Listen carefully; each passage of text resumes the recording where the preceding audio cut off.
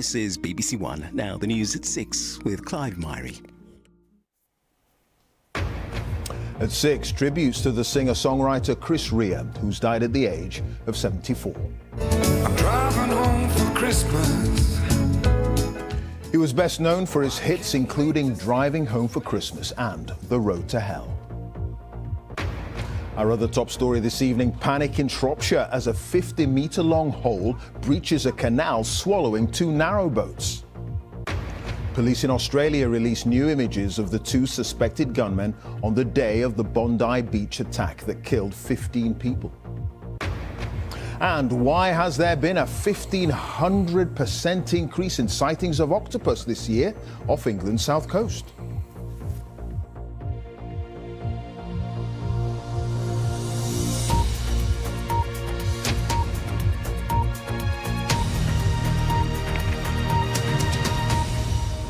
Hello to you. The singer-songwriter Chris Rea, famous around the world for his hit Driving Home for Christmas, has died. He was 74.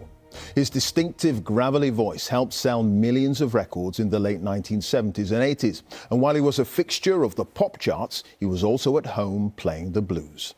His family say he died in hospital following a short illness. Lizo Mazimba looks back at his life. I'm driving home for Christmas. Oh, I can't wait to see those faces. A reminder both sad and timely Driving home for Christmas, yeah. of the way Chris Rea's music never failed to resonate with millions. And it's been so long. One of a string of hits from a songwriter with a gift for creating ear-catching riffs.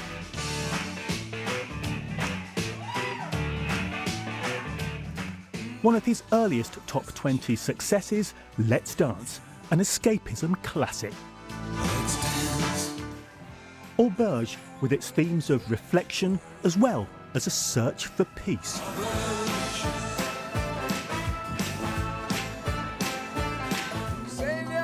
His career began in the late 70s when he wrote a song to inspire his sister who'd had a bad breakup with a boyfriend. Fool if you think it's over,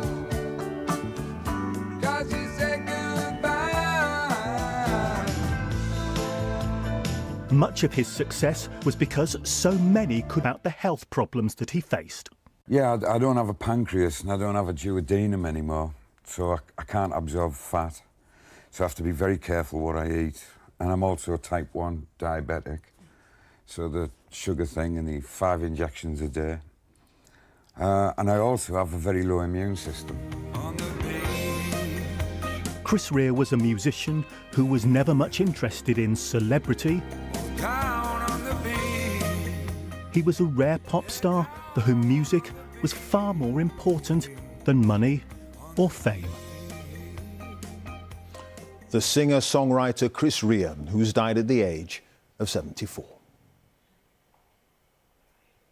There were dramatic scenes in Shropshire in the early hours after a 50-metre-long hole breached a canal near Whitchurch. 2 narrowboats sunk into the deep hole, with another left teetering on the edge. In all, firefighters rescued around 15 people. Here's Navtej Johal. Going, almost gone. This dramatic footage captures the moment in the early hours of this morning when the earth literally swallowed up a boat. People living in narrowboats on the Llangollen branch of the Shropshire Union Canal were awoken to this bizarre and terrifying scene. A few hours later, the full horror of what happened was laid bare. 2 narrowboats have been sucked into a giant hole and another remains teetering on the edge. Millions of litres of water have flooded the nearby field. Paul Story filmed the early morning carnage. It was scary. The force of the water and the sound was incredible. The spray from the foam was coming. The spray from that water was coming onto us. The bank was crumbling away right in front of us, and we just moved out of the way, shouting for everybody to get back. And yeah, just so it's a miracle really that no one's been hurt. Lorraine also lives in a boat moored near the site. I could hear some gushing of water. My boat started to tilt towards the middle of the canal, and I could hear the ropes getting tighter, so I got up, got dressed, came out, and there was no water in the canal. Around 50 firefighters helped to rescue 15 people from their boats. There were no reports of casualties. No one was injured. We are very, very fortunate. I think that's the swift actions by the residents of the narrowboats to evacuate as soon as they knew there was an issue. This is a really unusual incident, not only for us in Shropshire, but I imagine nationally. Those who were rescued were taken to the nearby fire station. Investigations are ongoing into what caused this incident, including reports that the area was checked a few weeks ago. This particular asset has been recently inspected and is found to be in good condition. You can't always see everything, so things do take you by surprise, but there are signs that we can look out for at ground level, and none of those signs were noted on the last inspection. Well, clearly the clean-up here is going to take quite some time. And although it must have felt like carnage on the canal this morning, the fact that nobody apparently was hurt could be interpreted as a Christmas miracle. Navtej Johal, BBC News, Whitchurch. A man in Wiltshire has been charged with 56 sexual offences, including multiple counts of rape against his ex-wife. 5 other men have also been accused of crimes against Joanne Young, whom police say has waived her legal right to anonymity. Ellie Price is with me. Just fill us in on the details. Well, Clive, it's very unusual for a victim in a alleged case like this to waive her anonymity, but police say that Joanne Young made the decision following multiple discussions with officers and support services. Now, as you say, 6 men have been charged with more than 60 sexual offences against her, and these alleged offences took place over a 13-year period from 2010. Now, her ex-husband, Philip Young, has been charged with 56 sexual offences, including rape, administering a substance with intent to stupefy to allow sexual activity, voyeurism and indecent images of children. The 5 other men faced charges including rape, sexual assault and sexual touching. Now, Wiltshire Police describe this investigation as complex and extensive. All 6 men are due at Swindon Magistrates Court tomorrow. Sure. All right, Ellie, thank you. Ellie Price reporting there. Now, police in Australia say the 2 men involved in the mass shooting attack on a Jewish festival celebration at Bondi Beach carried out a recce of the site 2 days earlier. It's one of the allegations in newly released court documents which outline the case against Naveed Akram. It's alleged he carried out the attack with his father, Sajid, who was shot dead by police. The pair are also said to have undertaken military-style training in the Australian outback before opening fire on the Hanukkah celebration. Katie Watson has the latest from Sydney. Moments after the shooting started, panic on Australia's most iconic beach. Today, a Sydney court released a document that gives us an idea of what police say the pair were up to in the months running up to the attack. These pictures come from a video investigators say was found on Naveed Akram's phone, filmed in regional New South Wales in October. The 2 men are shown with guns. The police said they moved in what they call a tactical manner. In another video, it's alleged the 2 men sat in front of an image of an Islamic State group flag and were heard making statements about their motivations for the attack, condemning the acts of Zionists. And just 2 days before, police say the alleged gunmen were seen scoping out Bondi and walking on the same bridge they then used to carry out the deadly attack. Then this, on the day of the attack itself, CCTV footage, which authorities say show them leaving a short-term rental property at 2 in the morning, carrying large, bulky items wrapped in blankets. Police claim they load them onto the vehicle, along with shotguns, a rifle and some improvised explosive devices. Police allege that by 2025, Naveed Akram, seen here preaching in the streets of Western Sydney 6 years ago, had become part of an IS-inspired terror plot. The document also shows pipe bombs that police say were thrown towards the crowd. While they didn't detonate, investigators say they were viable. Later, police claim they also found this homemade bomb in the car. These new details emerge as the Jewish community continues to grieve. The past week, the focus has very much been here in Bondi, processing the trauma of what happened last Sunday. The makeshift memorial has now been cleared. The messages will be preserved and catalogued, a dark chapter in Sydney's history, remembered forever. Katie Watson, BBC News in Bondi. The government has set out what it's calling the most ambitious animal welfare strategy in a generation, including measures affecting pets, farming practices and hunting. Puppy farming is to be banned, while electric shock collars for pets will be outlawed. There's also the possibility of a ban on snare traps and trail hunting in England and Wales. The Conservatives have called the proposals an attack on rural Britain. Here's Duncan Kennedy. It's a sight many will see this Boxing Day. Horses and hounds chasing across the countryside. Instead of foxes, the organisers lay a trail of scent for the dogs to follow. But the government says too many foxes are still being killed and it wants to ban it. The lineage for this pack of foxhounds in Buckinghamshire can be traced back 200 years. And those who campaign to keep trail hunting say foxes are not being deliberately targeted. The law works. There isn't a problem. If you chase a wild animal with your dogs, you are committing an offence. And hundreds of people have been convicted of that. So why are we going round again, fighting a battle that was fought 20 years ago, really, which is more about the internal politics of Labour and its obsession with hunting as a class issue than it is actually about animal welfare? But anti-hunt pressure groups say more than 200 foxes have been chased so far this year. We know this is happening all over the country, week in, week out, and we know that these hunts are using this as a way of getting round the law. You know, the hunting of animals is illegal. That argument's happened, the public spoke, Parliament spoke, we had the Hunting Act. We're now 20 years on, and what we have are people deliberately trying to circumvent the law or just ignoring it and thinking it doesn't apply to them.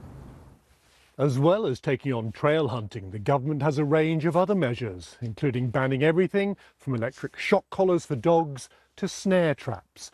It's a huge set of policies, many of which will be difficult to enact. Puppy farms are another area the government wants to crack down on. They say dogs are forced to have too many litters and are often kept in squalid settings. The RSPCA is busily trying to rehome its own dogs, like Pogo here at its kennels in Surrey. It says ending puppy farms is humane for the animals and will give better protection to buyers. Too many consumers at the moment are buying dogs. They don't know where they've come from. They don't know what diseases they have. They don't know how well behaved they are or not.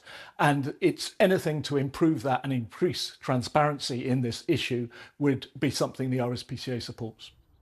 Many charities said today's measures should make animal welfare more humane, but others see them as threats to their financial and traditional ways of life. Duncan Kennedy, BBC News. Denmark has warned the United States to respect its sovereignty after Donald Trump appointed a special envoy to Greenland. He's previously threatened to annex the Danish autonomous territory.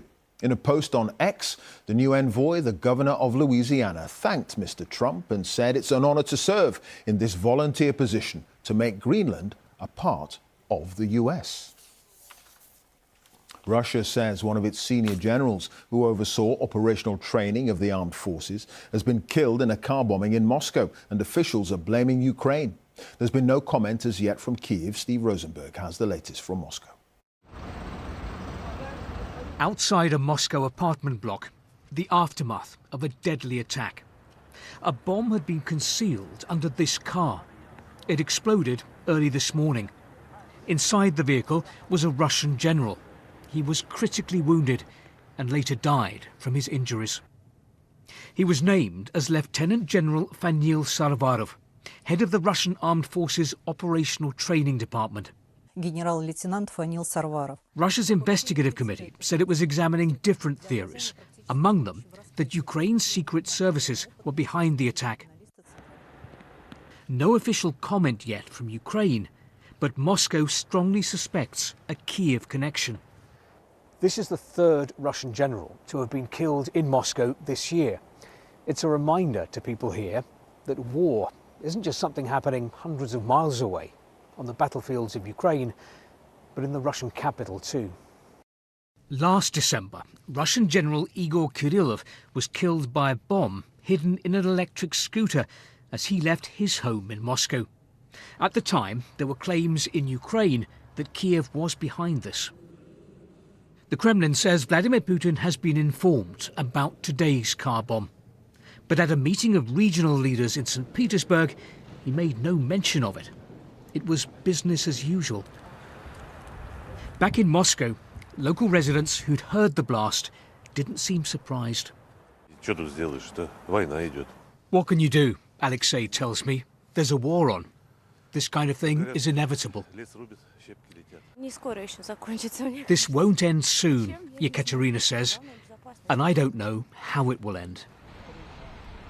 The day ended with the car, or what was left of it, being taken away. But the search for clues will continue to try to establish who exactly targeted another Russian general. Steve Rosenberg, BBC News, Moscow. Here, the Wildlife Trust says 2025 has been the year of the octopus, with numbers dramatically increasing along the southwest coast of England. Their numbers do fluctuate quite regularly, but the Trust says it's recorded a 1,500% increase in sightings from Penzance to South Devon. Here's Jenny Kumar. These octopuses are rarely seen in UK waters, but this year they've swarmed to the English Channel thanks to unusually warm temperatures. They're well known for their intelligence and their taste for shellfish. Look closely and you can see the lobster claws in its grip. A few ockies in here, is it Alfie, mate? That hunger is bad news for many in the business. Wow. We got the common octopus that's been a problem for us this year. 5 years ago, we never saw one of these. Today we've got probably 5 or 6 trays of them, and they're just causing havoc with the crab fishing inside of the pots. Alan's family have fished here in South Devon for 3 generations. His crab catch is down 60% on last year. He's only just managing to stay financially afloat by selling the greedy predators. Is this just a climate cycle, or is this now a climate shift? And if it is a climate shift, which we are suspecting a little bit with the warming waters that everyone's seeing, is there going to be a future for the crab fishery? Is the crab moving north to colder waters? Lots of questions that the fishermen have and really don't have much answers to. There could be a mild winter and we could see an octopus bloom continuing. Do we actually physically change our fishery from a crab fishery to an octopus fishery? Is this something we should target? Do we change our gear? Do we change the way we work? So it's really uncertain times, whichever way we look at it. His catch ends up here in Brixham. It's a mixed picture. Some fishers have been able to catch and land high numbers of octopus, and they've made a good profit. Yeah, that's our resident octopus, which, as you can see, it's a lot smaller than the Mediterranean octopus. And this one definitely isn't as good cooking as what this one is. What does this mean for consumers? If the fishermen are not catching so much crab and scallops or sort of other crustaceans because our friends are eating them, the price of that goes up. The crab, the lobster, the scallops, that luxury goes up again. But with shellfish stocks devastated, some businesses have left the industry, ending generations of working on the sea. There are fears more could be left dead in the water because of a warming climate. Jenny Kumar, BBC News, South Devon. Warm waters for the octopus, but it's going to get a little bit chillier for the rest of us. Whoa, a little bit more in keeping. Nothing says Christmas, does it, Clive? And holly, bit of frost and some berries. And yes, we are swapping the mild and wet December weather that we've had so far for certainly something colder, an easterly wind. So on those exposed east coast, you'll really notice it. But hopefully, a little bit of sunshine by the time we get to Christmas Eve and Christmas Day. All the details coming up. We are really under this influence of high pressure from Scandinavia, which is blocking everything at the moment. So this southeasterly flow show, dragging in this milder weather. That's been the story of late. But the high pressure is going to drift a little bit closer towards us over the next day or so, and that's going to allow that easterly wind to develop and drag in some colder air. Not bitterly cold, but nevertheless a little bit more seasonal perhaps for many of us. Quite a lot of cloud around tomorrow. The clouds thick enough for a spot or two of drizzle on the hills. It will be quite murky. With a bit of shelter out to the west is where we'll see the best of the brightness, but nevertheless in the far northwest of Scotland there'll be some showery outbreaks of rain. 10 degrees out to the west. We're looking around 8 or 9 degrees, so a little bit cooler on Tuesday. Now, so as we move out of Tuesday into Wednesday, the high pressure is creeping towards us. The easterly winds will start to strengthen, particularly across southern England. So hopefully, because that wind is going to really start to freshen, it'll break the cloud up, so a little more in the way of sunshine around potentially as we go into Christmas Eve. Lot of dry weather as well, but on that exposed east coast, you will notice the difference with the feel of the weather. Temperatures around 6 or 7 degrees for many. That's about where they should be actually for this time of year. As we move towards the all-important Christmas Day, similar kind of story. Little more cloud further north, but generally speaking dry. A lot more in the way of sunshine. Temperatures struggling a little, and that's how we're going to continue into Boxing Day and the weekend. Clive. All right, Louise, thank you. Louise Leah there. That's it. I'll be back at 10. Now, though, it's time for the news where you are. Bye for now.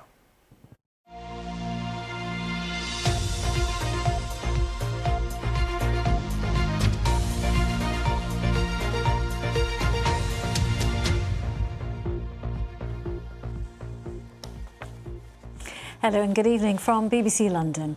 Now, as the capital gets ready for Christmas in this season of giving, One East End Kitchen is serving up some festive cheer for those in need.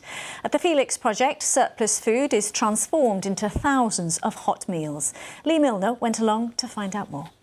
Just put your finger in the thing and then... This is what it looks like inside the city's largest food redistribution charity. The Felix Project works with farms, supermarkets, restaurants, you name it, to save food which would otherwise go to waste and deliver it to places like food banks and homeless shelters. Last year we did the equivalent of about 38 million meals distributed around London, and that goes to over 1,200 different community organisations. This year we're on track. It's late December, but the year's not quite finished. To do at least 42 million meals to Londoners in need. The charity doesn't just deliver food, though. It cooks it as well in its kitchens. Last year, the charity worked with over 300 suppliers to rescue almost 16,000 tonnes of food. So if you imagine our chefs are making a chicken ham and leek pie, we get to the end of the process and we've run out of ham, which means we might have a bit of surplus chicken. So rather than not using it, we start this process where it's sent here. So I know they're making a chicken curry just behind us. So yeah, we're trying to make sure as much food has been eaten as possible. 74-year-old Dave is a volunteer and says he loves helping out. So at my age, I need to exercise mentally and physically. It keeps me, whoops. That one got away. Or that one. It keeps me active. And it's about to get a lot busier for Dave, with Christmas Eve being the busiest day.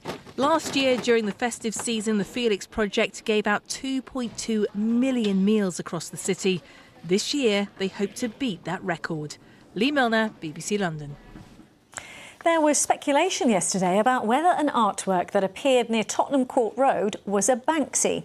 Well, now the same image of two children lying down has now popped up in Bayswater, and the elusive artist has confirmed on his social media that he is behind this new mural. Now to the player who became the oldest to win a match at the World Championships with a stunning first round win last week at Alexandra Palace. Can the 71-year-old do it again tonight? Matt Graveling caught up with him. It's 1990. Yes. Paul Lim is just 2 darts away from history. Yes! Double 12! Yes! The first perfect leg at a World Championships. £52,000! Great. I probably think that if I do think about the £50,000, I probably would have missed the last dart. It was a great moment, and I think there was one moment that changed my life, actually. 36 years later, aged 71, and Paul is still playing at the highest level. Before Paul's victory here, the oldest player to ever win a match at these championships, was a record set all the way back in 2008 by John McGowan, aged 67. So Paul's now put 4 years onto that record. But what's the secret to his longevity? It's not a sport where you kind of need to be really, really strong. All you need is basically healthy. Later today, Paul plays former world champion Luke Humphries. But having now thrown for more than 50 years, Paul says he has no intention of checking out just yet. I think maybe the day if I feel that I'm old, then I probably quit, So I think I still have that fire in me. I just want to play. One day it will stop, probably, but right now I cannot tell when. Paul Lim there. Now, let us take you to a church service with a difference, because a church in Holland Park is one of the only ones in the capital that is pet-friendly and offers blessings for animals. Hundreds of people turned up with their furry friends who were also in their Sunday and festive best. Wendy Hurrell was there. A traditional Christmas service with an unusual congregation, one of wet noses and waggy tails woofing through the chorus. Carols with Pets at St John the Baptist Church near Shepherd's Bush is this year attended by 300 people and their pets. We live in northwest London, so we got to know about this place through an Instagram post. And Spirit of Christmas, we decided to drive down and be here today. This is the first time that we have to actually come to a Christian service where we can, bring the pets. He prays with me every night. And Barley, Jesus loves you. Yeah, Jesus loves you. Of course he does. We had our first carols with pets last year, and that happened because our pet blessing service in October went viral. We had dogs. We had some cats, we had some tortoises, we had bearded dragons. It was a fairly good range of pets. Lots of us know how important are these members of the family. Soon to get his blessing, Teddy from Teddington. He's 10 years old, he's type 1 diabetic, he's blind, and he's our world. That's it, isn't it? That's it, yeah. Wow, they're your family. Yep, he's our little boy, and we'd do anything for him. Yeah. So what does it mean to you to have a chance to have him blessed today? Oh, it means everything, yeah. A sacred place full of good boys and girls dressed in fetching festive jumpers. Surely this is something that will catch on across the capital. Wendy Hurrell, BBC London. And with that, let's get a check on the Christmas week weather with Kate. Good evening. It is a largely cloudy and overcast night tonight, but it should stay mostly dry. Now, as we head further through the night, the wind starts to veer from the east, the northeast, which may just help to nibble a little bit of that cloud away for northern parts of Kent, but elsewhere it will stay cloudy. Minimum temperature, a cooler night, 4 or 5 Celsius. Now, as we head into Tuesday, some thinner areas of cloud, so a few brighter spells out there. Thicker cloud feeding in on that strengthening easterly breeze tomorrow afternoon. Might just see 1 or 2 spots of light rain and drizzle in the thicker cloud. Temperatures tomorrow cooler still, 7 or 8 Celsius. Now, the wind will strengthen through Tuesday evening and overnight, leading to a blustery Christmas Eve on Wednesday, but some drier air from the continent means we should see a bit more sunshine. Temperatures 6 Celsius. For Christmas Day itself, it will feel a bit cooler. The wind, again, it is going to be fairly fresh, but dry with some sunshine. OK, I think we've all seen festive lights somewhere in the capital, but what about from above?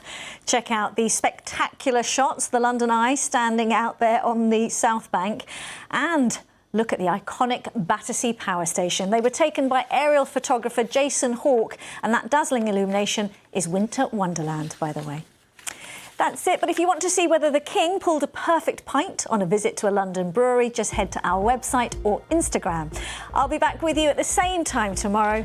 From me and the team, thanks for watching and do have a lovely evening. Bye-bye.